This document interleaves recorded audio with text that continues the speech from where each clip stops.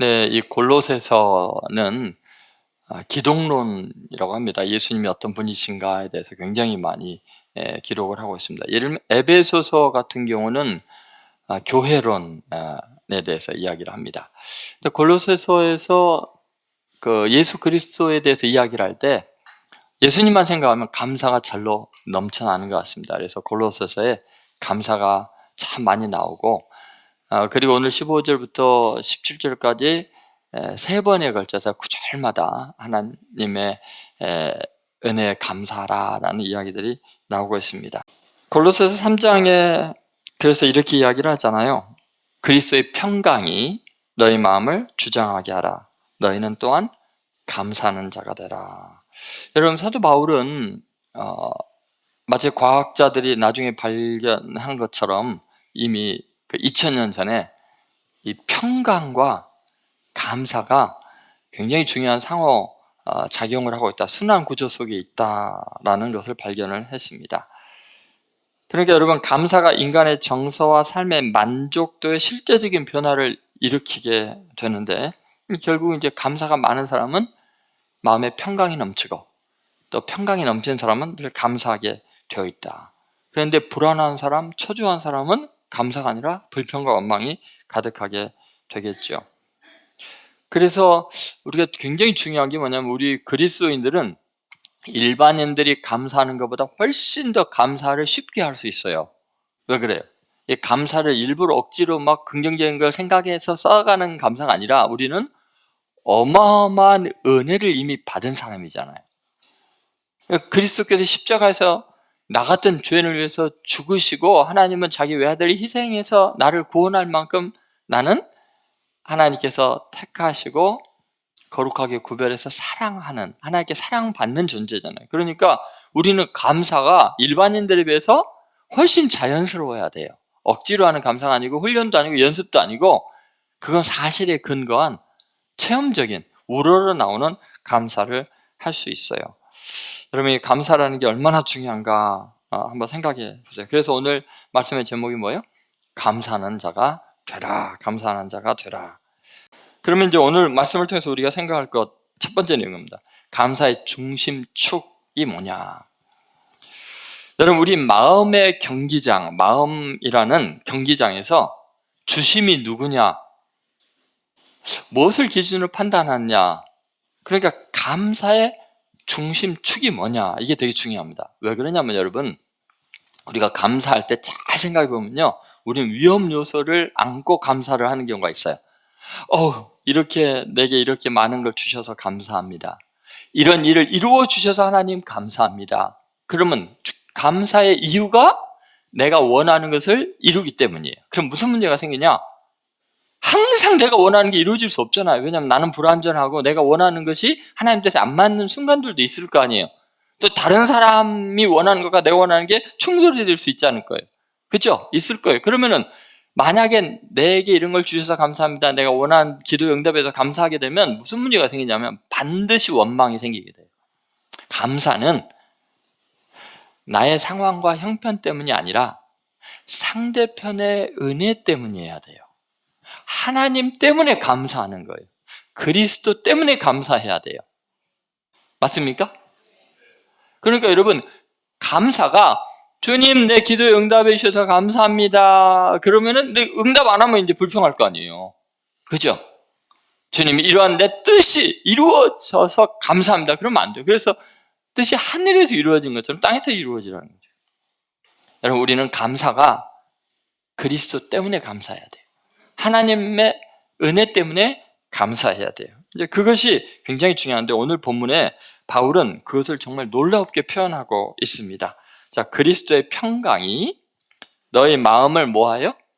주장하게 하라. 그래서 그리스도의 평강이 너희 마음을 주장하게 하라. 그렇게 이야기를 하고 있습니다. 갑자기 조는 사람을 위해서 저렇게 좋은 경종을 울려줘서 너무 감사합니다. 네, 교회가 살아있다는 증거입니다. 자, 그리스도의 평강이 너희 마음을 뭐 하라고요? 주장하게 하라. 이 주장하게 하라는 말이 헬라어로 아주 재밌는 단어가 있습니다. 이게 브라베우에토. 이게 무슨 뜻일까? 이게요, 고대 헬라에서 올림픽 경기에서 주심, 심판이 승패를 판정하는 것을 말합니다. 정말 놀라운 표현이죠. 자, 그리스도의 평강이 모든 것을 판결하게 하라. 여러분, 이게 얼마나 중요한가 한번 생각해 보시오. 마음속에 누가 무엇이 최종 판결을 내리는가, 이게 감사를 결정한다는 거예요. 여러분, 마음속에 우리는 뭐가 일어납니까?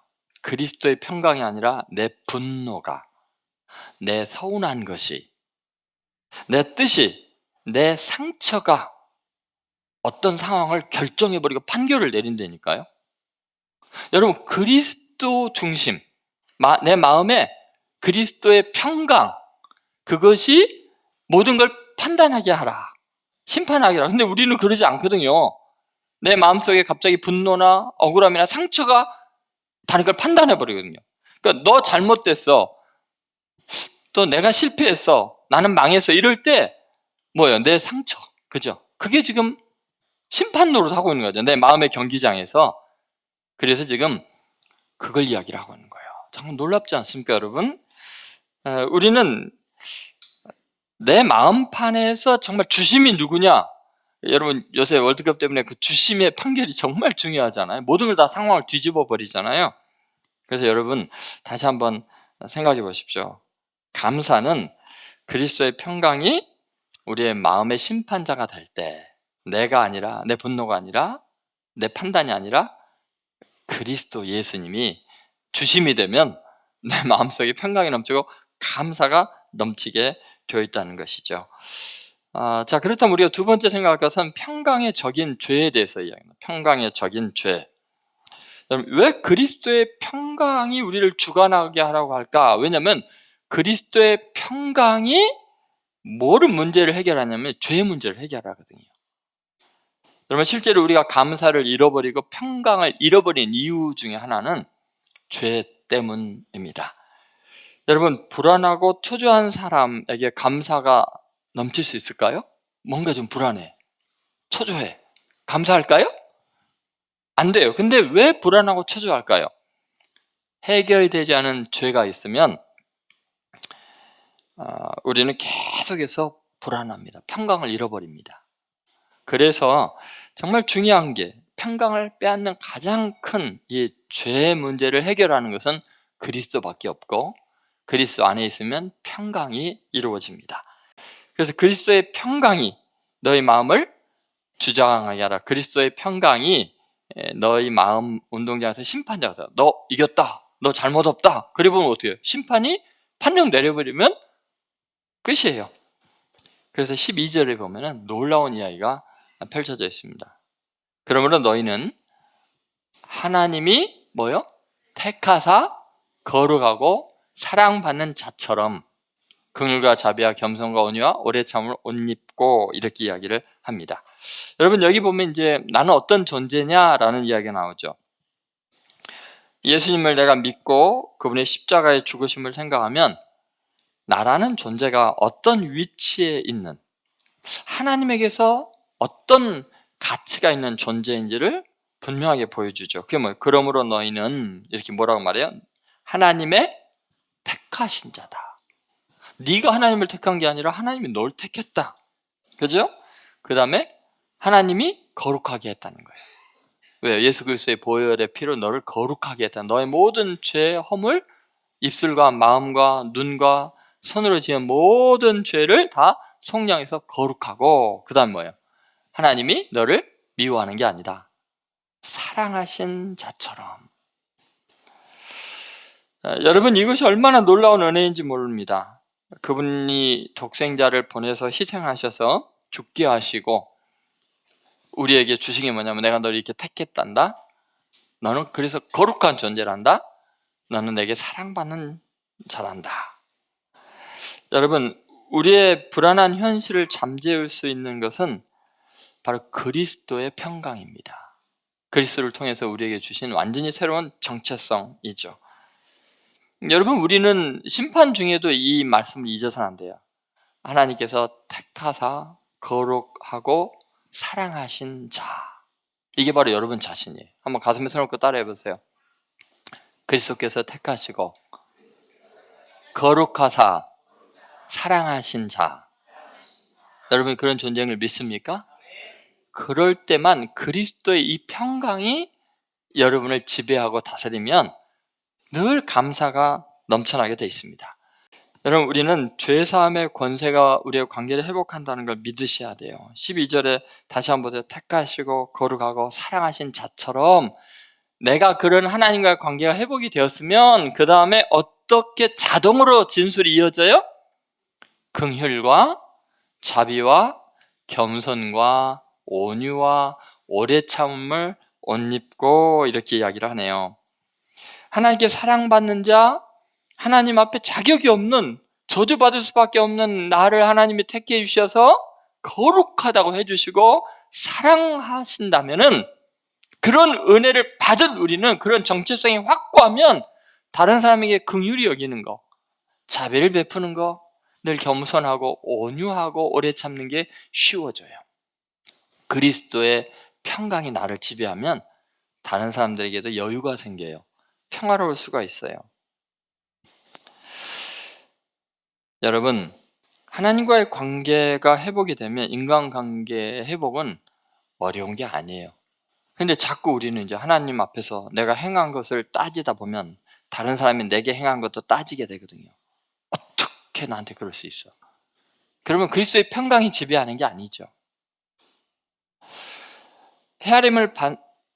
헤아리는 그대로 너희도 헤아림을 도로 받는다. 너희 비판하는 것으로 너희가 비판을 도로 받는다. 이게 무슨 말이야? 하나님 앞에 용서를 못 받으면, 확신이 없으면, 내가 그분이 택하고 거룩하고 사랑하신 자라는 인식이 약해지면 다른 사람에 대해서도 냉혹합니다. 엄격해집니다. 율법적이 됩니다. 여러분 스스로 경험해서 아마 알 거예요. 그런데 내가 큰 죄인이랑을 깨닫고 정말 예수님 때문에 평강을 누리게 되고 용서받았고 택함받았다는 은혜가 있으면 여유가 있어집니다. 다른 사람에 대해서. 여러분, 그래서 1만 달란트 빚진 사람이 100달러를 빚진 사람을 멱살을 잡고 감옥에 쳐넣을 때 주인이 했던 용서가, 아, 너는 그걸 아직 안 받아줬구나, 내가 다 갚으리다라고 율법적으로 자기 의로 주장했잖아요. 그러니까 다른 사람 용서 못했던 거예요. 아멘, 감사합니다 했으면은 다른 사람 만났을 때 괜찮아 그리고 끝났을 거예요. 그러니까 우리는 누군가를 용서 못하는 이유는 내가 지금 복음에서 멀어지고 있기 때문에, 율법주의가 되고 신비주의가 되고 금욕주의가 되고 인본주의가 되면은 용서가 어려워지는 거예요. 그래서 골로새 교인들을 향해서 정신 차려라, 거짓 교사들, 순간적으로 그들도 오염된다. 원래는 복음적인 사람들이었을 거예요. 그저 바울이 세운 교회 온 교사들이니까. 근데 여러분, 사람을 믿어서는 안 돼요. 굉장히 친절하고 굉장히 배려하는 것 같아도 그 안에 인본주의적인 요소가 있어요. 그래서 십자가가 아니면 다 변질이 되거든요. 다 무너져요. 그래서 그리스도의 평강이 주장할 때만 이게 가능한 거예요. 골로새 3장 12절이 그래서 중요하고요. 13절에 이렇게 이어서 이야기를 하네요. 자, 같이 읽겠습니다. 누가 누구에게 불만이 있거든 서로 용납하여 피차 용서하되 주께서 너희를 용서하신 것 같이 너희도 그리하고. 자, 용서가 안 되는 이유가 뭐예요? 주께서 너희를 용서하신 것 같이가 안 되니까. 내가 용서받은 감동이 없으니까 남을 용서하는 게 억울하게 느껴지는 거예요. 1만 달란트 빚진 것을 탕감받은 의식이 없는 거예요. 내가 다 갚으리라, 내 기어이 갚는다. 그러니까 더 열심히. 율법주의가 무섭습니다, 여러분. 교회 안에 가득한 자기의, 이게 교회를 파괴시킵니다. 왜냐하면 절대 용서 못해요. 너도 나처럼 열심을 내야지, 희생해야지. 여러분, 이 혜택을 가장 잘 누린 사람이 성경에 많이 나와 있지만 그 중에 한 명이 요셉입니다. 여러분, 요셉이 형들을 만났을 때 얼마나 복수심이 불타올랐겠어요. 그 분노를 어떻게 잠재웠겠어요. 얼마나 분했으면 내가 거기 잊어버린다. 므낫세, 첫 아들 낳고 므낫세 잊어버림. 왜요? 생각나면 죽이고 싶으니까. 군사 이끌고 가서 진멸시키고 싶은 생각이 왜 안 들겠어요? 그러니까 잊어버리자. 인간이 할 수 있는 건 므낫세였어요. 요셉이 형들을 만났어요. 복수할 수 있어요. 그런데 요셉이 울면서 형들을 용서합니다. 아니, 형들이 울어야 되는데 요셉이 울어요. 여러분, 택하시고, 형들은 날 버렸는데 하나님은 나를 택하셨어요. 거룩하게 하셨어요. 노예라고, 더러운 죄인이라고 감옥에 갇히고 사람들이 성폭행하고 더럽다고 하는데 하나님 나를 거룩하게 구별해 주셨어요. 나를 너무나 사랑하셔서 바로 왕에게까지 사랑받게 해주셨어요. 형들은 날 버렸고 나를 비참하게 누명을 씌워서 악소문을 퍼뜨려서 이렇게 처참하게 만들었는데 하나님은 그 감옥 중에 나를 택하셨어요. 나를 거룩하게 해주셨어요. 성령으로 충만하게 해주셨어요. 그리고 사랑하신다고 말씀해 주셨어요. 그러니까 그가 뭐라 그래요? 당신들은 나를 헤아려 하였으나 하나님은 그것을 선으로 바꾸사. 어떻게 선으로 바꿨다는 거예요? 자기를 택하셨다는 거예요. 거룩하게 해서 사랑하셨다는 거예요. 요셉이 이걸 깨닫고 나니까 한없이 긍휼이 솟아나는 거예요. 용서해 주는 거예요. 하나님의 선으로 바꿨으니까 나도 당신들의 악을 선으로 바꾸겠습니다. 하나님은 나를 택하시고 거룩하게 하시고 사랑하신 것처럼 나도 당신들을 택해서 당신과 당신의 자녀들을 먹이리이다. 기르리이다. 여러분, 복수하려는 사람은 절대 감사가 없습니다.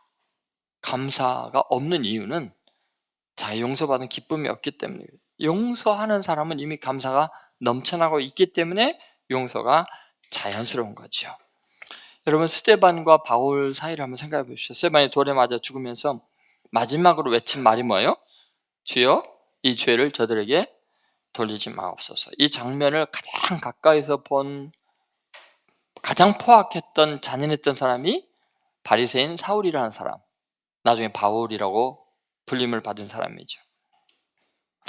여러분, 이 스데반의 기도가 어떻게 가능했을까요? 여러분, 그는 그렇게 억울하게 죽임 당한 것 같지만 그 한마디의 기도가 긍휼히 여기고 불쌍히 여기고 용서하는 그 선언이 바울의 일생에 어마어마한 영향력을 미칩니다. 바울을 다시 살릴 뿐만 아니라 바울을 통해서 인류의 수많은 사람들이 이 십자가의 용서, 십자가의 복음만 자랑하게 되고 듣게 되고 회복이 되는 역사가 일어납니다. 그리스도의 평강이 스데반과 바울 사이에 가득 넘치니까 원수를 사랑하게 되는 거죠. 그래서 바울이 로마서에 그런 말을 원수를 친히 갚지 말고 진노하시면 하나님께 맡겨라. 오히려 원수의 머리 위에 숯불을 쌓아 용서함으로 숯불을 쌓아두라. 여러분, 바울은 평생 십자가의 복음만 전하고 십자가의 용서만 전하는 사람이 됩니다. 그 용서는 감사에서 나올 수 있는 거죠. 그리고 감사는 용서를 또 자유롭게 하고 편안하게 자연스럽게 만듭니다. 여러분, 용서가 힘든 이유는 뭐예요? 여러분, 감사가 적어서 그래요. 감사가 적은 이유가 뭐예요? 자신이 얼마나 죄인인지 아직 못 깨달아서 그래요. 자기가 죄인인지 못 깨달은 사람은 아직 복음의 출발선에 선 게 아니에요. 진짜 예수쟁이가 아니에요. 예수 믿는 사람이 아니에요. 자기 의를 믿는 사람이죠. 그래서 그리스도의 평강만이 우리의 희망인 거예요. 그래야 감사가 나오는 거죠. 여러분, 이제 바울이 외쳤던 정말 긍휼과 자비와 겸손과 온유와 오래 참음 이런 덕목들이 좀 자연스러운 사람이 돼야 돼요. 억지로 결심을 해갖고 이런 사람이 돼야지 하면 너무나 힘들어요. 그게 율법주의죠.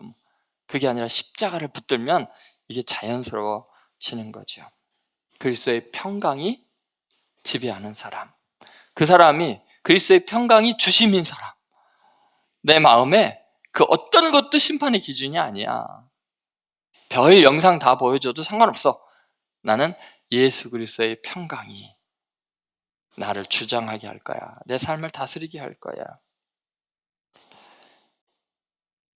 여러분, 이 감사하는 자가 되라라고 오늘 본문에 말하죠. 그죠? 감사하는 자가 뭐라고요? 되라.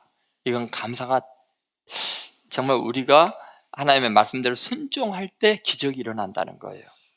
여러분이 잘 알던 코리 텐붐 여사가 그 나치 히틀러에 의해서 온 가족이 감옥에 갇혀서 고문을 당하고 자기가 사랑하는 가족들이 다 고문 가운데 죽어가는 걸 눈에 보고, 그 나중에 이제 간신히 생명을 건졌는데 나중에 나치 전범들이 심판하고 이럴 때 간수가 어느 날 자기가 간증을 하고 있는 교회에 와 있는 거예요.